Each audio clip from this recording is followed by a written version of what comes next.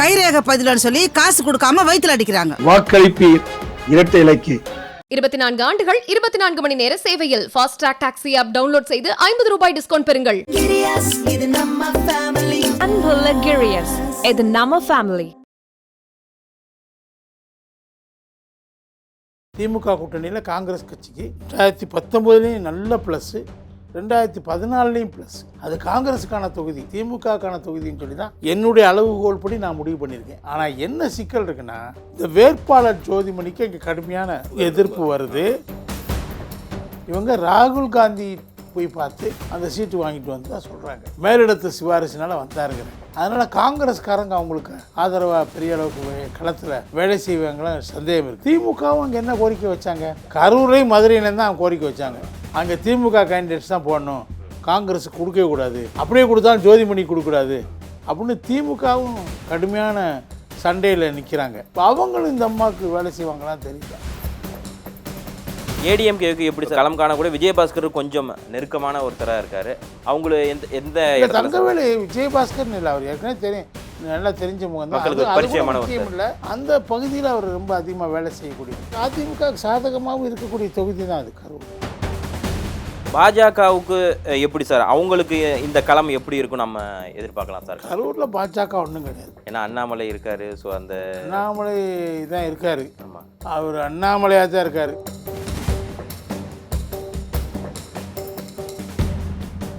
IBC தமிழர்களுக்கு வணக்கம். தேர்தல் களம் மிகவும் பரபரப்பாக இருக்கக்கூடிய இந்த நிலையில் நம்மிடையே மூத்த பத்திரிகையாளர் கலை அவர்கள் சார் நம்மிடையே இணைஞ்சிருக்காங்க. சார் வணக்கம். வணக்கம் இருமுறை. கரூர் சார், இங்கே ஜோதிமணி அவங்க எம்பியாக இருக்காங்க காங்கிரஸ்.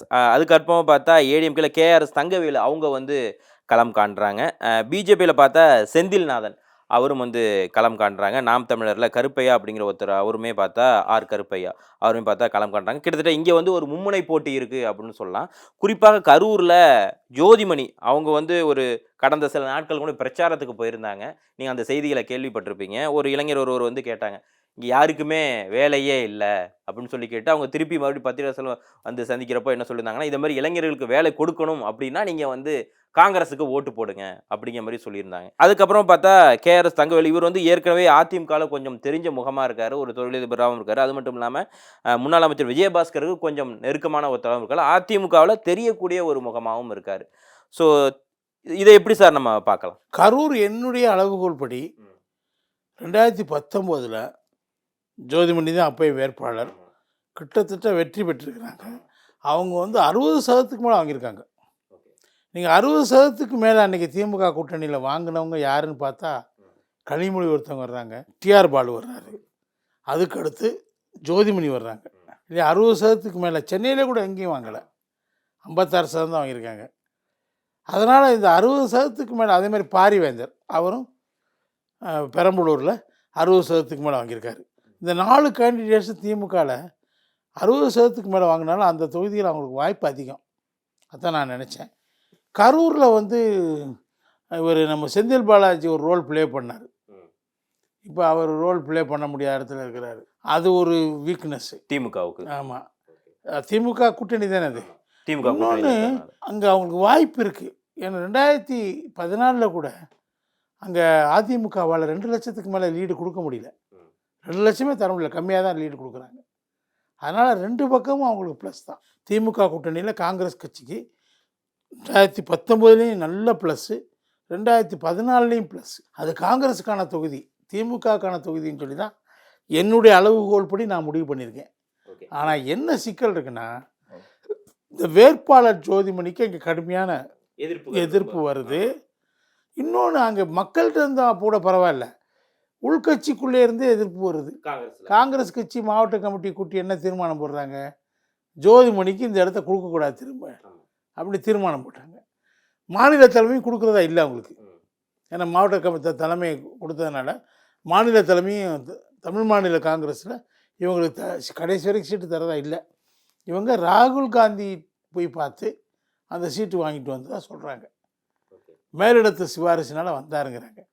அதனால் காங்கிரஸ்காரங்க அவங்களுக்கு ஆதரவாக பெரிய அளவுக்கு களத்தில் வேலை செய்வாங்களா சந்தேகம் இருக்குது. ஆனால் கடந்த முறை வேலை செஞ்சாங்க இல்லையா? கடந்த ஃபுல்லாக வேலை செஞ்சாங்க. அது வாட்டி 63% வர முடியாது. ஆமாம், இந்த வாட்டி செய்வாங்களாங்க சந்தேகம் இருக்குது. இன்னொரு பக்கம் என்ன பிரச்சனைனா, திமுகவும் அங்கே என்ன கோரிக்கை வச்சாங்க? கரூர்லேயும் மதுரையிலேருந்து தான் கோரிக்கை வச்சாங்க. அங்கே திமுக கேண்டிடேட்ஸ் தான் போடணும், காங்கிரஸ் கொடுக்கவே கூடாது, அப்படியே கொடுத்தாலும் ஜோதிமணி கொடுக்கூடாது அப்படின்னு திமுகவும் கடுமையான சண்டையில் நிற்கிறாங்க. இப்போ அவங்களும் இந்த அம்மாவுக்கு வேலை செய்வாங்களான்னு தெரியல. அதுதான் அங்கே சிக்கல். இங்கே எப்படி சார் ஏடிஎம்கேவுக்கு எப்படி சார் அவர் இப்போ களம் காணக்கூடிய விஜயபாஸ்கர் கொஞ்சம் நெருக்கமான ஒருத்தராக இருக்காரு. அவங்கள எந்த தங்கவேலு விஜயபாஸ்கர்னு இல்லை, அவர் ஏற்கனவே தெரியும், நல்லா தெரிஞ்ச முகம் தான், மக்களுக்கு பரிச்சயமான முக்கியம் இல்லை. அந்த பகுதியில் அவர் ரொம்ப அதிகமாக வேலை செய்யக்கூடிய ஒரு கட்சி வேலை. அது அதிமுக சாதகமாகவும் இருக்கக்கூடிய தொகுதி தான் அது கரூர். அதாவது அந்த மேற்கு மண்டலத்தை ஒட்டி வரக்கூடிய தொகுதி தான். மேற்கு மண்டலத்தினுடைய சாயல் அங்கே இருக்கும், கொஞ்சம் விலகி இருக்கு, அவ்வளோதான். மற்றபடி அது இந்த இப்போ ஜோதிமணிக்கு இவங்க 2 பேரும் காலவாரி விட்டாங்கன்னா அதிமுக வந்துடும். ஒரு அதிகமான வாய்ப்புகள் இருக்கு. அதிகம் உள்ள வாய்ப்புகள் இருக்கு. இந்த அம்மாவுக்கு அவங்க 2 பேரும் காலவாரி விட்டாங்கன்னா. சார் கரூரை பொறுத்த மட்டும் அங்கே இருக்கக்கூடிய மக்கள் அந்த ஒரு தொழில் இதை பற்றி சொல்லுங்கள் சார். ஏன்னா இங்கே கோவை அது ஒரு கொஞ்சம் தொழில் இருக்கக்கூடிய ஒரு ஏரியா. சென்னை இங்கே வந்து full and full city people, இங்கே எல்லா தரப்பட்ட மக்களும் இருப்பாங்க. இங்கே கேஸ்ட் இதை வச்சு எதுவுமே செய்ய முடியாது அப்படின்னு சொல்லிட்டீங்க. கரூரை பொறுத்த மட்டும் இங்கே எப்படி சார் சொல்லலாம்? இங்கே மக்கள் அங்கே இருக்கக்கூடிய தொழில் இது எல்லாத்தையும் கரூரை பொறுத்தவரை நெசவு தொழில் தாங்க மெயின். நெசவாளர்கள் அதிகமாக இருக்கக்கூடிய பகுதி. அது வந்து பல சலுகைகளை திமுக அறிவித்தாங்க. ஆனால் அதிமுக ஏற்கனவே பல சலுகைகளை கொடுத்துருந்தாங்க. கைத்தறி நெசவாளர்களுக்கு 250 யூனிட் இலவசம் கொடுத்துருந்தாங்க மாதத்துக்கு. விசைத்தறி நெசவாளர்களுக்கு 650 ரூபா யூனிட்டுக்கு தள்ளுபடி பண்ணாங்க. அதனால் அப்போ அந்த 650 கோடி 650 யூனிட் வரைக்கும் அவங்களுக்கு இலவசம். அது வந்து திமுக அதை உயர்த்தி கொடுக்குறேன்னு சொல்லிட்டு 1000 கொடுக்குறேன், 1000 யூனிட் வரைக்கும் கொடுக்குறேன்னு சொல்லி தேர்தல் வாக்குறுதி. ஆனால் அது செய்யலை. அந்த வெறுப்பு கொஞ்சம் அந்த நெசவாளர்களுக்கு மத்தியில் இருக்க வாய்ப்பு இருக்குது. இன்னொன்று நூல் விலை அதிகமாக இருக்குது. அந்த பிரச்சனையை மத்திய அரசாங்கம் சால்வ் பண்ணணும். அது பாஜக அரசாங்கம் சால்வ் பண்ணலை. அது வேறு, நூல் விலை அதிகமாக இருக்கிறதுனால அந்த விசைத்தறி நெசவாளர்கள் பாதிக்கப்படுறாங்க. நெசவாளர்களுடைய வாழ்க்கை கரூரை பொறுத்தவரை கொஞ்சம் கேள்விக்குறியாக இருக்கிறதுனால அவங்களும் பாஜக காங்கிரஸுக்கு எதிராக போகிறதுக்கு வாய்ப்பு இருக்குது. ஸோ பாஜகவுக்கு எப்படி சார் அவங்களுக்கு இந்த களம் எப்படி இருக்கும் நம்ம எதிர்பார்க்கலாம் சார் கரூரை பொறுத்த? கரூரில் பாஜக ஒன்றும் கிடையாது. ஏன்னா அண்ணாமலை இருக்காரு. ஸோ அந்த அண்ணாமலை தான் இருக்கார். ஆமாம், அவர் அண்ணாமலையாக தான் இருக்கார். அவரால் அதெல்லாம் பெருசாக அவர் நின்ன தொகுதியில் ஜெயிக்கலையே. அவர் சட்டமன்றத்தில் இத்தனைக்கு அதிமுக ஆதரவு கொடுத்து தோற்று போயிட்டார்ல. அதனால் அவருக்கெல்லாம் பெருசாக செல்வாக்கு இருக்கிறதாக ஒரு பூத கண்ணாடி வச்சு தான் பார்த்தா தெரியும். ஏன்னா இந்த வாட்டி பாஜகவினர் பார்த்தோம்னா கரூராக இருக்கட்டும், அந்த கொங்கு பெல்ட் முழுக்க வந்து அந்த டோர் டு டோர் பிரச்சாரத்தை ரொம்ப தீவிரமாக முன்னெடுத்திருக்காங்க. நீங்கள் கூட சொல்லியிருந்தீங்க பாஜக வந்து அதிமுகவை எப்படியாவது ஒதுக்கி வைக்கணும் அப்படிங்கிற அந்த ஒரு இருக்கப்போ, ஏற்கனவே அவங்க வந்து கூட்டணியில் இருந்தப்போ கரூராக இருக்கட்டும், இல்லை கோவையாக இருக்கட்டும், ஈரோடாக இருக்கட்டும், இங்கே எல்லாமே கொஞ்சம் பாஜகவுக்கு ஆதரவான ஒரு நிலைப்பாடு இருந்த மாதிரியான ஒரு அலைகள் அப்போ இருந்துச்சு. அது இப்போ பலிக்குமா சார்? இல்லை, கொங்கு மண்டலத்தை ஒட்டுமொத்தமாக அதிமுகவினுடைய ஆதிக்கம் ஜாஸ்தி. கொஞ்சம் பாஜகவுக்கும் அங்கே எப்பயுமே இருக்குது, ட்ரெடிஷ்னலாக இருக்குது. ட்ரெடிஷ்னலாக நான் தான் சொன்னேன், 2014 அவங்க வந்து 3,89,000 வாக்கு வாங்கியிருக்காங்கல்ல. கூட்டணியாக இருந்தால் கூட அது அவங்களுடைய வாக்குகள் பெருசாக இருக்குல்ல, அதெல்லாம் விற்றுக்கிறேன். ஆனால் வந்து அவங்க அதிமுக தோற்கடிக்கிற அளவுக்கு அவங்க பலமாகலை.